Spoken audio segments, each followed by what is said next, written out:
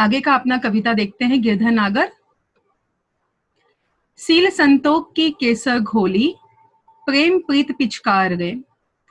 Seal, seal का मतलब होता है क्षमा कर देना। संतोख, संतोख का अर्थ होता है संतोष, यानी कि मन में शांति रखना। घोली, घोली का मतलब होता है घोलना, जैसे कि पानी में जब हम शरबत बनाते हैं तो शक्कर को घोलते हैं, उसी को बोलते हैं घोली। प्रेम प्रीत पिचकार गए। पिचकार, पिचकार का अर्थ होता है पिचकारी। भयो, भयो मतलब होना। अपार, अपार का अर्थ होता है भरपूर, यानी कि ज्यादा। फिर से देखिए, सील मतलब क्षमा, संतोख मतलब संतोष यानी कि शांति रखना, घोली मतलब घोलना, पिचकार मतलब पिचकारी, भयो का अर्थ होता है होना, अपार मतलब भरपूर। देखिए अब एक एक करके चित्र आपके सामने आने शुरू हो चुके हैं।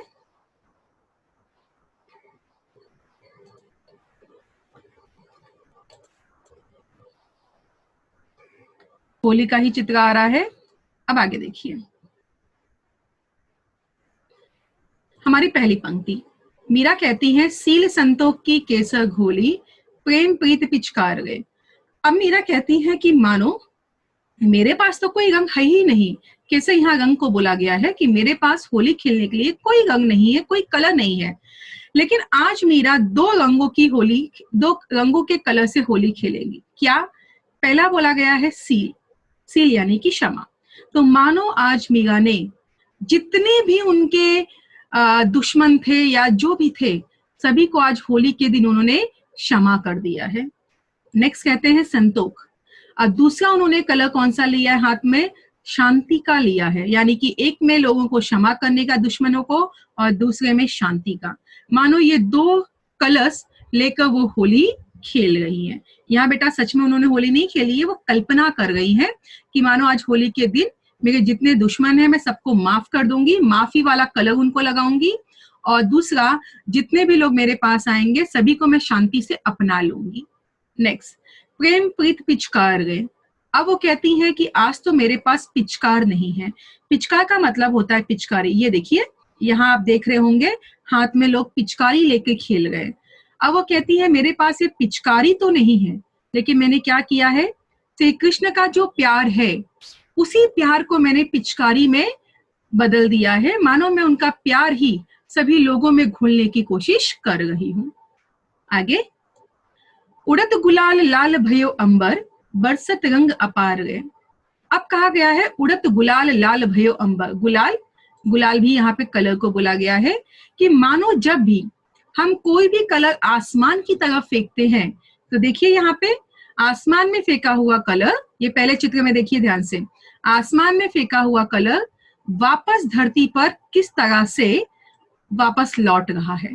यानी कहने का अर्थ यहाँ पर यह है कि मीरा कह रही है कि मानो आज होली के दिन सभी लोग रंग एक दूसरे पे डाल गए हैं, अंबर में रंग उड़ा रहे हैं, तो मानो पूरा अंबर यानी कि पूरा आकाश लाल ही लाल हो गया है। अगला, बरसत रंग अपार गए। मानो आज होली के दिन बहुत सारे रंग ही रंग बरस रहे हो। तो इस तरह यहाँ ये बताया गया है कि मीरा सभी लोगों को, ये देखिए तीसरे चित्र में, मीरा सभी लोगों को समझा रही हैं कि होली के दिन हमें दुश्मनों को भी क्षमा कर देना चाहिए, हमें सभी को शांति से गले लगाना चाहिए। और वो कहती हैं अगर आपके पास पिचकारी नहीं है तो अपना प्यार ही पिचकारी बनाकर लोगों तक पहुंचाइए। और जो कलर्स हैं उनके बारे में कहती हैं कि जब हम कलर्स यानी कि रंग आसमान में उड़ाते हैं तो पूरा मानो आसमान ही रंगीन हो जाता है, और वही रंगीन आसमान फिर से उन्हीं कलर्स की बरसात हम पे करता है। चलिए अब आगे देखेंगे। पंक्ति आ चुकी है आपके सामने। पंक्तियां, घट के पट सब खोल दिए हैं, लोक लाज सब डार गए। घट, घट का अर्थ होता है दिल। पट, पट का अर्थ है द्वार, द्वार मतलब दरवाजा। डारगे, डारगे का अर्थ होता है त्यागना, यानी कि छोड़ देना। अब दूसरी पंक्ति का देखेंगे। ये देखिए हमारी दूसरी पंक्ति, पहला शब्द यहाँ आया है कवल। कवल का मतलब होता है कमल। बलिहार गए, बलिहार गए का मतलब होता है निछावर करना, यानी कि इसका भी मतलब होता है त्याग देना। तो डार गए और बलिहार गए दोनों का अर्थ एक जैसा ही है, यानी कि चीजों को छोड़ देना। चित्र देखते हैं। देखिए एक एक करके चित्र आपके सामने आ रहे हैं। चलिए समझते हैं कि हम क्या पढ़ रहे हैं। पहला, घट के पट सब खोल दिए हैं, लोक लाज सब डार गए। मीरा श्री कृष्ण से कहती है, ये देखिए पहले चित्र में श्री कृष्ण भगवान दिखाए गए। यहाँ मीरा श्री कृष्ण से कहती है कि घट के पट सब खोल दिए हैं, कि हे मेरे श्री कृष्ण, मैंने तुम्हारे लिए अपने दिल का दरवाजा मानो पूरी तरह से खोल दिया है। फिर अगला वो कहती हैं, लोक लाज सब डार गए। ये देखिए मीरा यहाँ पे भक्ति के भजन गा रही हैं, संत बैठे हैं, सभी लोग बैठे हैं, ये दूसरे वाले चित्र में। तो यहाँ मीरा कहती हैं कि लोक लाज सब डार गए, कि मैंने श्री कृष्ण जी आपके प्यार के लिए, आपको पाने के लिए लोगों को लेकर जो शर्म महसूस करनी चाहिए, जो लोगों को लेकर डर महसूस करना चाहिए, उसे मैंने मानो त्याग दिया है, छोड़ दिया है। अर्थात मीरा ने श्री कृष्ण के लिए अपने दिल के दरवाजे खोल दिए हैं और उन्होंने लोगों को अपने से दूर कर दिया है। ये हमारी पहली पंक्ति का अर्थ है। दूसरा, मीरा के प्रभु गिरधर नागर चरण कवल बलिहार गए। अब ये देखिए हमारे तीसरे चित्र में मीरा है, हमारे श्री कृष्ण भगवान है।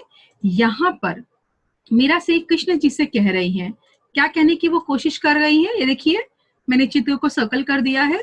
मीरा कहती है कि मीरा के प्रभु गिरधर नागर, यानी कहती है कि हे श्री कृष्ण, आप ही मेरे गिरधर नागर हो, यानी कि आप ही मेरे प्रभु हो। गिरधर नागर कृष्ण भगवान को बोला गया है। तो कहती है कि हे मेरे गिरधर नागर, मैंने आप ही को अपना प्रभु, आप ही को अपना सब कुछ मान लिया है। नेक्स्ट, चरण कवल बलिहार गए, मानो आपका ये जो कोमल चरण है कमल की तरह, मैं इस पर अपना सब कुछ निछावर करना चाहती हूँ, त्यागना चाहती हूँ। तो ये दो पंक्तियों मीरा ने कहा है श्री कृष्ण से। क्या कि मीरा श्री कृष्ण से कहती है कि हे मेरे श्री कृष्ण भगवान, आपके प्यार के लिए, आपको पाने के लिए मैंने अपने दिल का दरवाजा खोल दिया है और लोगों को मैंने अपने से इस तरह से दूर करना शुरू कर दिया है। अब तीसरा चित्र में देखिए क्या कह रही है, मीरा के प्रभु गिरधर नागर। तो मीरा श्री कृष्ण से कहती है कि प्रभु आप ही मेरे लिए सब कुछ है, चरण कवल बलिहार गए। मुझे ऐसा लगता है कि आपके इन चरणों में मुझे अपना सब कुछ अर्पित कर देना चाहिए और मैं ये अर्पित करके सब कुछ खो जाना चाहती हूँ।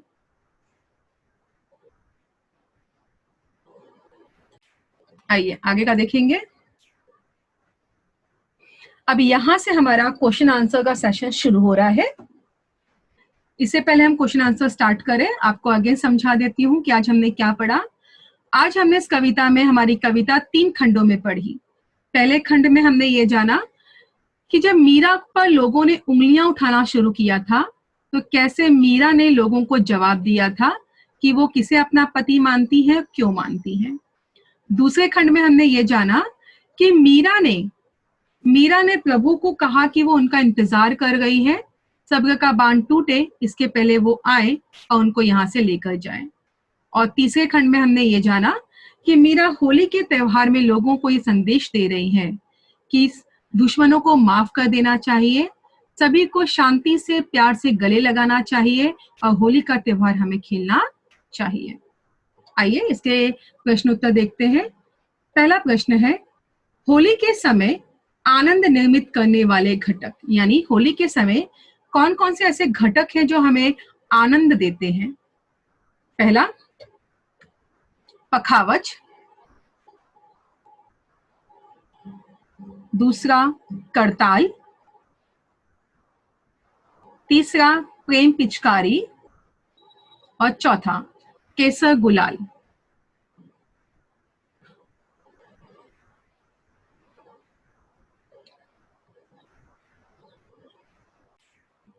अगला देखते हैं, कन्हैया के नाम।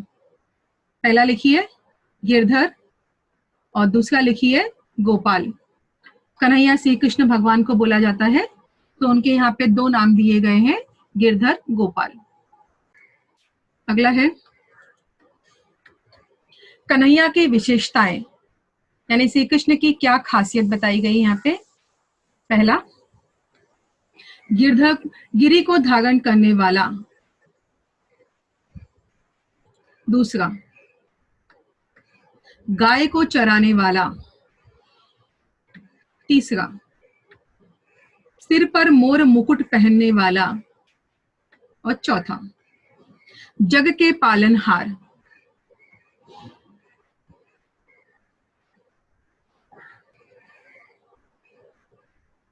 ये चारों ही विशेषताएं श्री कृष्ण की हैं। अगला,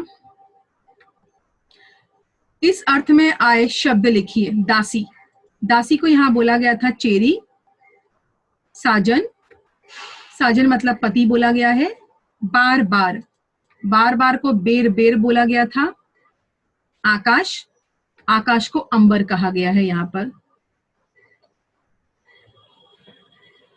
वापस सुनिए, दासी को चेरी बोला गया है, साजन को पति बोला गया है, बार बार को बेर बेर बोला गया है, आकाश को अंबर कहा गया है।